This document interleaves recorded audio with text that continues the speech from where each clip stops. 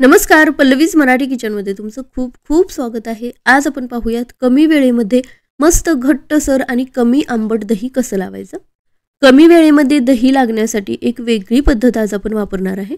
सोबतच मस्त घट्टसर आणि कमी आंबट दही बनण्यासाठी एक गोष्ट सुद्धा वापरणार आहे, ज्यामुळे दही अगदी परफेक्ट बनणार आहे। चला तर मग रेसिपीला सुरुवात करूया। तर त्यासाठी इथे मी अर्धा लिटर दूध घेतलेलं आहे। अगोदरच उकळून थंड झालेलं हे दूध आहे।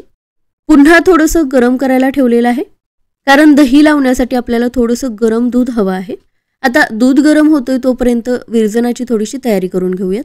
तर हे पहा, इथे मी 2 चमचे घट्टसर दही घेतलेलं आहे। या दह्याची कन्सिस्टन्सी तुम्ही पाहू शकता किती घट्टसर आहे। अजिबात पाणी पाणी यामध्ये दिसत नाही। तर दही लावण्यासाठी ज्या टेक्स्चरचं विरजण किंवा दही आपण घेणार आहे, त्याच टेक्स्चरचं लावलेलं दही सुद्धा बनणार आहे। त्यामुळे घेतानाच विरजण थोडंसं घट्टसर आणि कमी आंबट घ्यायचं, म्हणजे लागणारं दही सुद्धा जास्त आंबट तर होतच नाही आणि मस्त घट्टसर बनतं। विरजणासाठी सुद्धा जास्त आंबट दही वापरायचं नाही। मस्त घट्टसर आणि अगदी स्मूथ असं हे दही आहे। तर दूध गरम होतोय तोपर्यंत आपण विरजणाची सुद्धा तयारी करून घेतली। तर हे पहा, दूध थोडंसं गरम झालेलं आहे। आता दही आपल्याला कमी आंबट आणि मस्त घट्टसर बनण्यासाठी एक गोष्ट वापरायची। तर त्यासाठी काय करायचं, थोडंसं दूध गरम झालं ना, 2 ते 3 पळी दूध एका वाटीमध्ये काढून घ्यायचं। यामध्ये 2 चमचे दूध पावडर घेतली। तर दूध पावडर दुधामध्ये चांगली मिक्स करून घ्यायची।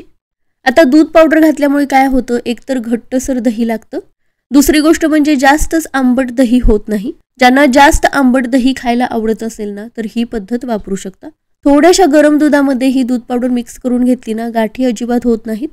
तर दूध पावडरचं हे मिश्रण आपलं तयार आहे। मातीच्या भांड्यामध्ये आज मी दही लावणार आहे। तर त्यासाठी इथे मी एक खोलगट मातीचं भांडं घेतलेलं आहे। फेटून घेतलेले जे दही होतं ना, ते या भांड्यामध्ये काढून घेतलं। सुरुवातीला मातीच्या भांड्याला सगळ्या बाजूंनी हे दही व्यवस्थित लावून घ्यायचं, म्हणजे लागणारं दही सुद्धा अगदी एकसारखं घट्टसर बनतं।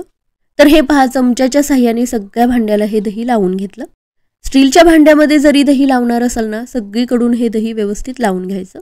दुधाचं तापमान जर योग्य असेल ना, तर ते अगदी योग्य पद्धतीने फर्मेंट होतं आणि त्यापासून बनणारं दही सुद्धा परफेक्ट बनतं। योग्य पद्धतीने बनलेल्या दह्यामध्ये प्रोबायोटिक्स व्यवस्थित तयार होतात आणि त्यामुळे ते दही आपल्या पचनशक्तीसाठी सुद्धा चांगलं असतं।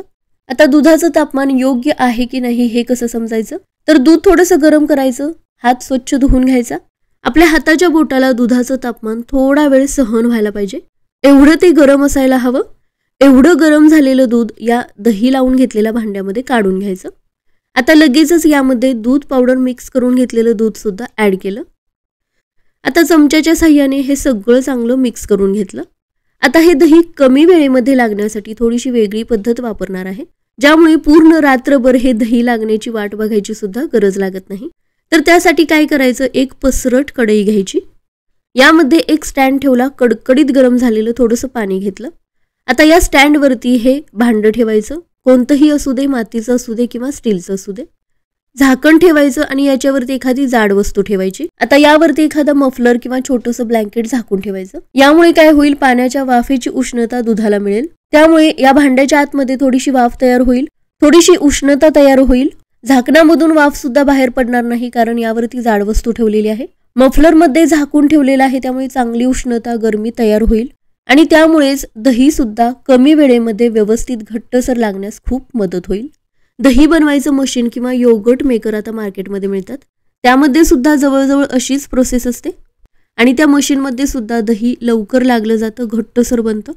तर तीच पद्धत आपण मशीन न वापरता मातीच्या भांड्यामध्ये करून घेतलेली आहे। सकाळी 8च्या दरम्यान जरी हे दही लावून घेतलं, तर संध्याकाळी 5 ते 6च्या दरम्यान व्यवस्थित दही लागलं जातं, म्हणजे 9 ते 10 तासामध्ये अगदी व्यवस्थित घट्टसर दही बनतं। रात्रभर म्हणजे 12 ते 13 तास ठेवायची सुद्धा गरज लागत नाही। 9 ते 10 तास झाल्यानंतर याला 2 तास फ्रीजमध्ये ठेवायचं। तर 9 तास झाल्यानंतर याच्यावरती झाकण ठेवून पुन्हा फ्रीजमध्ये ठेवून दिलं, तर 2 तासानंतर फ्रीजमधून बाहेर काढलेलं आहे। तुम्ही पाहू शकता मस्त घट्टसर दही लागलेलं आहे।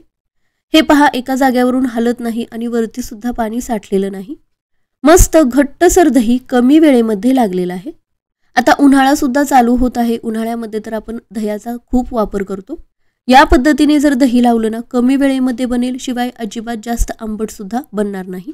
उन्हाळ्यामध्ये लस्सी बनवायची असेल ना तरी सुद्धा हे कमी आंबट दही नक्कीच वापरू शकता, किंवा उन्हाळ्यामध्ये अगदी रोजच्या जेवणामध्ये किंवा ताक बनवण्यासाठी सुद्धा या पद्धतीने दही बनवू शकता. तर दही बनवण्याची ही पद्धत या उन्हाळ्यामध्ये नक्की वापरून पहा. रेसिपी आवडली असेल लाईक करा, शेअर करा, चॅनेलला सबस्क्राईब करा.